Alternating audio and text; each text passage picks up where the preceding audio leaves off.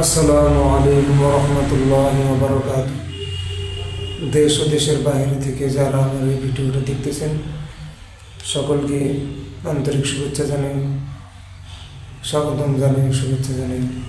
নতুন বছর, যেহেতু নতুন বছর শুরু হয়েছে, অনেক নুরানি মাদ্রাসায় নতুন ক্লাস শুরু হবে। সেজন্য বছরের শুরুতেই আমরা যারা নুরানি শিক্ষক আছি, নুরানি শিক্ষকেরা বছরের শুরুতেই প্রতিজ্ঞা করি যে আমার বিগত জীবনে যে সমস্ত ভুলগুলো হয়েছে, আসলে মানুষ হিসেবে ভুল হওয়াটাই স্বাভাবিক। ভুল হয় বলে সংশোধনের ব্যবস্থা আছে। মানুষের টিচিং লাইফে অনেক ভুল হয়ে থাকে, অনেক সময় অনেক ভুল পদক্ষেপ নেওয়া হয়ে থাকে। ভুল পদক্ষেপ থেকে আমাদের দূরে আসা দরকার, কারণ প্রত্যেকটা ছাত্র আমার কাছে আমানত, প্রত্যেকটা টিচারের কাছে প্রত্যেকটা ছাত্র আমানত হিসেবে থাকে। আমানতের খেয়ালত যেন আমার দ্বারা না হয়, এটা আমাদের সবাইকে খেয়াল রাখতে হবে। আর আমানতের পরিপূর্ণ হক আদায় করলেই আমি একজন সফল শিক্ষক হব। তো আমি কিভাবে সফল শিক্ষক হব? নুরানিতে যারা পড়াই, নুরানিতে পড়াইতে গিয়ে আমি কিভাবে সফল শিক্ষক হব, এজন্য কিছু পরামর্শমূলক কিছু কথা আপনাদের সাথে শেয়ার করতেছি। পরামর্শমূলক কিছু কথা আপনাদের সাথে বলবো, সেজন্য সবাই ভিডিওটা স্কিপ না করে সবাই মনোযোগ দিয়ে দেখবেন। বিশেষ করে নুরানির টিচাররা যারা আছেন তারা ভিডিওটা দেখার চেষ্টা করবেন। তো এখানে শিক্ষকতার ক্ষেত্রে সর্বপ্রথম আগে আমাকে নিয়ত সহি করে নিতে হবে। নিজের নিয়তটা সহি করে নেওয়া, আর ছাত্রছাত্রীদেরকে ভালো মানুষ হিসেবে গড়ে তোলার জন্য সকলে উদ্যমী হওয়া, তাদেরকে কিছু দেওয়া, তাদেরকে যেন আমি কিছু দিতে পারি। আমি টিচার হয়ে আমার স্টুডেন্টকে, আমার ছাত্রকে আমি যেন কিছু দিতে পারি, এটা আমার জীবনের মূল লক্ষ্য হইতে হবে। খালি শুধু ক্লাস করলাম, গেলাম আর আসলাম, এরকম যেন না হয়। প্রতিটা দিনেই এরকম মনে করতে হবে যে প্রতিটা ক্লাসেই মনে করতে হবে আমানত। সেজন্য আমানত রক্ষা করে আমাদের ক্লাসগুলো করা দরকার। তো সেজন্য বলছি, 1 নম্বরে সর্বপ্রথম আমাদের নিয়ত সহি করে নিতে হবে। 2 নম্বর মেহনতের জন্য আগ্রহী হইতে হবে। আমার ভিডিওটা আসলে মেহনতের উস্তাদদের জন্য। তো 1 নম্বর, শিক্ষকতায় সঠিক মনোভাব থাকতে হবে। প্রত্যেকটা শিক্ষকের সঠিক মনোভাব থাকতে হবে। সঠিক মনোভাবটা আসলে কি? যে একজন শিক্ষক মনোভাবী হবে তাদের শিক্ষার্থীকে ভালোভাবে গড়ে তোলা। একজন শিক্ষকের যদি সঠিক মনোভাব থাকে, এটা শিক্ষার্থীর উপর প্রভাব পড়বে। শিক্ষক যদি ইতিবাচক ধারণা রাখে, সহানুভূতিশীল হয়, প্রত্যেক ক্ষেত্রে যদি ইতিবাচক ধারণা পোষণ করে, প্রত্যেক ক্ষেত্রে যদি সহানুভূতিশীল হয় এবং ধৈর্যশীল হয়, তাহলে ওই শিক্ষক থেকে তার ছাত্ররাও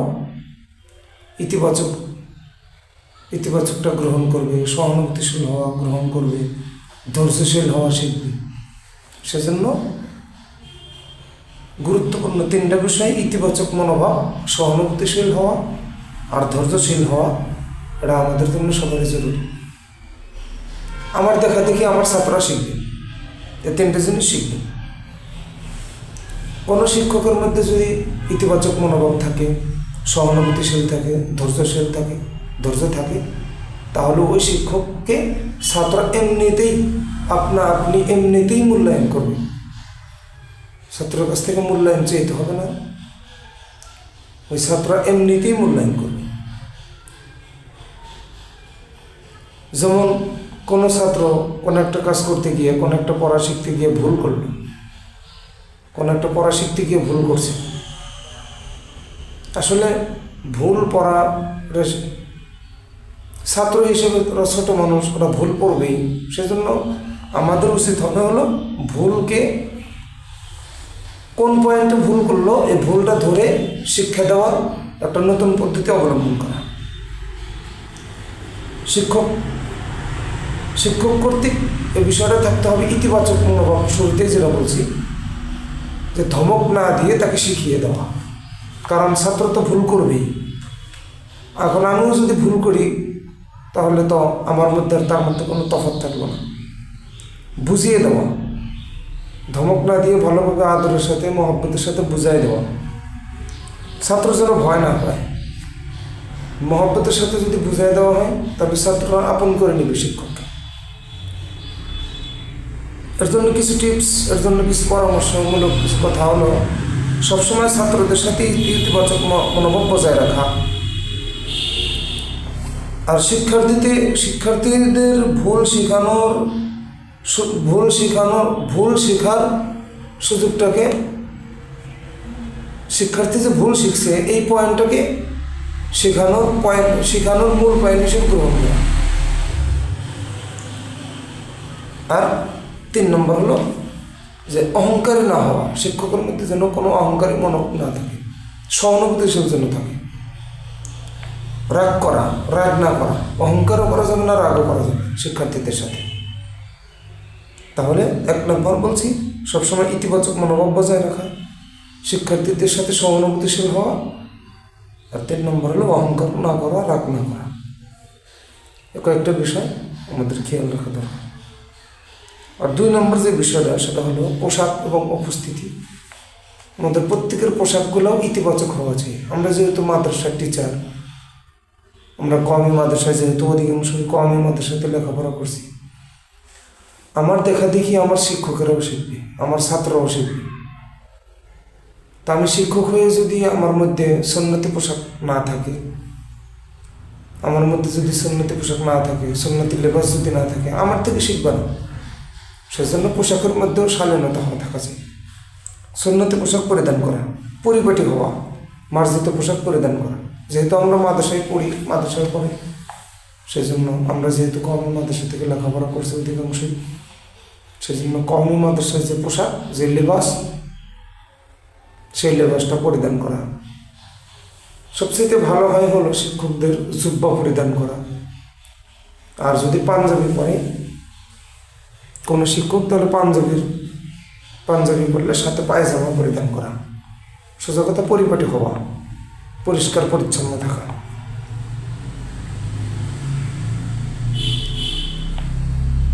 আবার যদি কোনো শিক্ষিকা থাকে, অনেক মাদ্রাসায় অনেক প্রতিষ্ঠানে শিক্ষিকা থাকে, অর্থাৎ মহিলা শিক্ষক থাকে, মহিলা টিচার থাকে, মহিলা ম্যাডাম থাকে, তাদের জন্য পরামর্শ হলো যে তারা কোনো অশালীনভাবে মাদ্রাসায় না আসবে না।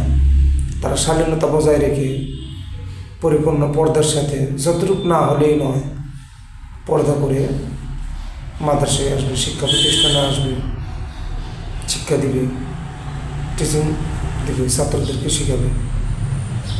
শালীনতার সাথে তারা আসবে, পর্দার সাথে আসা, বোরকা পরিধান করা, হাত মোজা পা মোজা পরে তারপর মাদ্রাসায় আসা। এগুলো 2 নম্বর কথা। আর 3 নম্বর কথা হলো যে ক্লাসের প্রস্তুতি থাকা। ক্লাসের প্রস্তুতি আমাকে কীভাবে নিতে হবে? ওখানে ক্লাসের আমি যে সাবজেক্ট পড়াই, এই সাবজেক্টটা আগে অধ্যয়ন করে যাওয়া, এটা আসলে নিয়ম। যেমন কওমি মাদ্রাসায়, আমরা যারা কওমি মাদ্রাসায় লেখাপড়া করছি, আমাদের উস্তাদদেরকে আমরা দেখছি যে তারা ক্লাসে আসার আগে যে সাবজেক্ট পড়াইবে, যে কিতাব পড়াইবে, সেটা মোতালা করে আসে। বাংলায় যাকে বলা হয় অধ্যয়ন করা। আসলে নিয়ম হলো অধ্যয়ন করে আসা।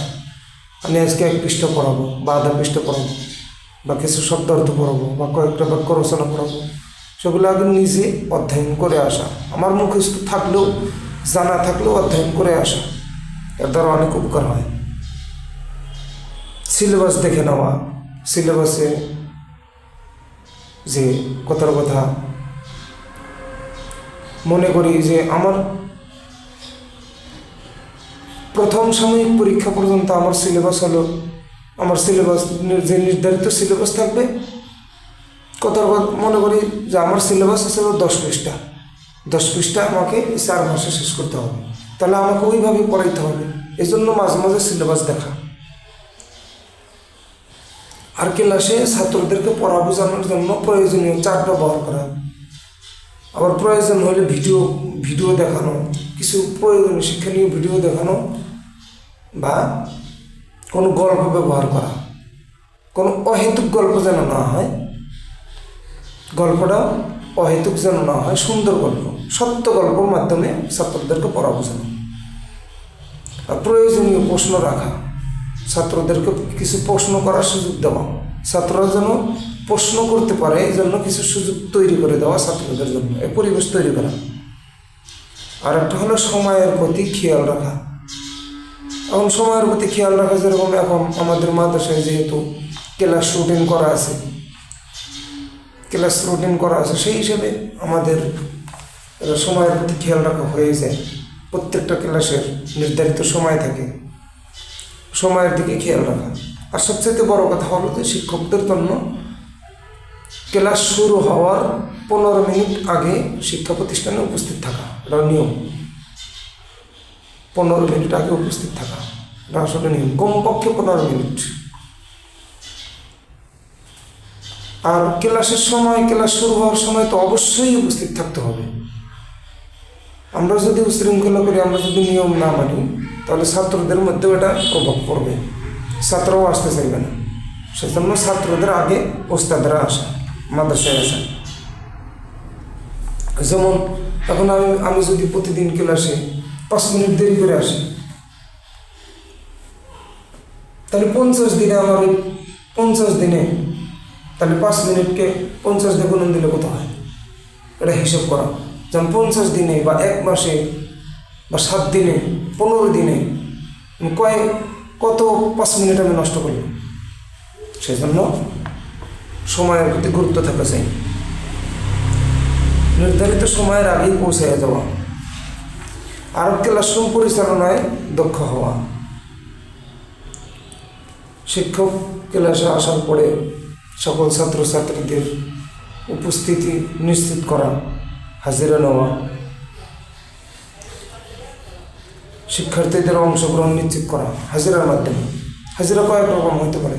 হাজিরা একটা তো আমরা সাধারণত যে হাজিরা বুঝি, যে হাজিরা খাতায় নাম লেখা থাকে, সেটা ছাত্রদের নাম বলি আর ছাত্ররা লাভবাহিক বলে একটা হাজিরা। আর একটা হাজিরা পড়ার হাজিরা নেওয়া, সবকের হাজিরা নেওয়া। গতকালকে যে সবক দেওয়া হয়েছিল সবক শেখার জন্য, এই সবকটা আজকে পড়ার মধ্যে হাজিরা নেওয়া, প্রত্যেকটা ছাত্রকে প্রশ্ন করে করে তাদের কাছ থেকে পড়া আদায় করা। আবার অনেক সময় দেখা যায় অনেক শিক্ষকরা এরকম করে যে শুধু মেধাবীকেই প্রশ্ন করে, না, মেধাবী ছাত্র সে তো তার মেধার কারণে পারে, দুর্বল ছাত্রও যেন সবল হয়ে ওঠে, এই জন্য দুর্বল ছাত্রদেরকেও এর মধ্যে অন্তর্ভুক্ত রাখা। দুর্বল ছাত্রদের প্রতি খেয়াল রেখে, মধ্যমপন্থা ছাত্র দুর্বল ছাত্রদের প্রতি খেয়াল রেখে সবক পড়াগুলো পড়ানো।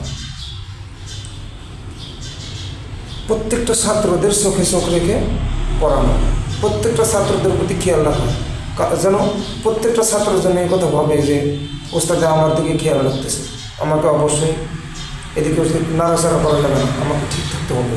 প্রত্যেকটা ছাত্র যেন এটা ধারণা করে।